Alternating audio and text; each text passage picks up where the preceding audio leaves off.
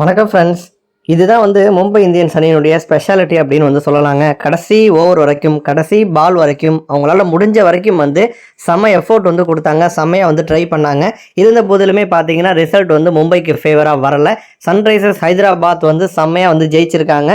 இப்படிலாம் கூட சன்ரைசர்ஸ் அடிப்பாங்களா அப்படிங்கிற மாதிரி இந்த கேமில் சன்ரைசர்ஸ் பிரித்து மேய்ஞ்சிட்டாங்க. பட் சன்ரைசர்ஸ் ஃபஸ்ட்டு பேட் பிடிச்சி 277 ரன் ப்ரெஷர் இல்லாத ஒரு சமயத்தில் 4 பேட்டர்ஸ் செம்மையாக ஆடி 277 அடிச்சிருப்பாங்க.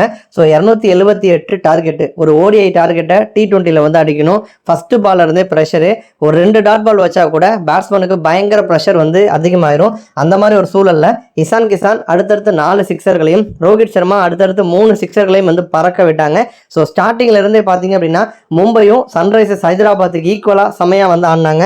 எல்லாருமே கான்ட்ரிபியூட் பண்ணியிருப்பாங்க. நமன் டீர் 30 ரன்னு, திலக் ஃபென்டாஸ்டிக்காக ஆடியிருப்பாரு. 2 4 6 6 64 ரன்கள் அடிச்சிருப்பாரு. கடைசி நேரத்தில் பாண்டியா மற்றும் டிம் டேவிட் இவங்க 2 பேரும் எவ்வளவோ ட்ரை பண்ணியிருப்பாங்க. பட் நடுவில் பார்த்தீங்க அப்படின்னா புவனேஸ்வர் குமார் 12வது ஓவரில் ஒரு 4 ஒரு 6 கூட கொடுக்கல. அடுத்து 15வது ஓவர் கம்மிங்ஸும் பார்த்தீங்க அப்படின்னா செம்மையாக போட்டார்.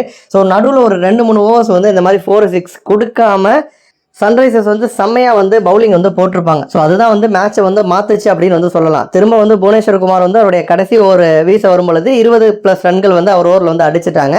ஆனால் அவர் 3வது ஓவரில் ஒரு 5 ரன் மட்டும்தான் விட்டு கொடுத்துருப்பார். ஸோ அந்த மாதிரி 1-2 ஓவர்ஸ் தான் மொத்த கேமையுமே மாற்றுச்சு அப்படின்னு சொல்லலாம். ஸோ கடைசி ஓவரில் பார்த்தீங்கன்னா 6 பாலுக்கு 6 6 அடித்தா கூட ஜெயிக்க முடியாத ஒரு சூழல் தான் இருந்துச்சு. பட் இருந்தாலும் சேசிங்கில் பார்த்தீங்க அப்படின்னா மும்பை இந்தியன்ஸ் இந்த அளவுக்கு பர்ஃபார்ம் பண்ணி அவங்கள ப்ரூவ் பண்ணியிருக்காங்க. ஸோ இந்த கேமில் தோற்று இருந்தால் கூட போராடி கடைசி பால் வரைக்கும் கஷ்டப்பட்டு தோக்குறது அப்படிங்கிறது பெரிய விஷயம். அதை மும்பை காமிச்சிருக்காங்க. நன்றி.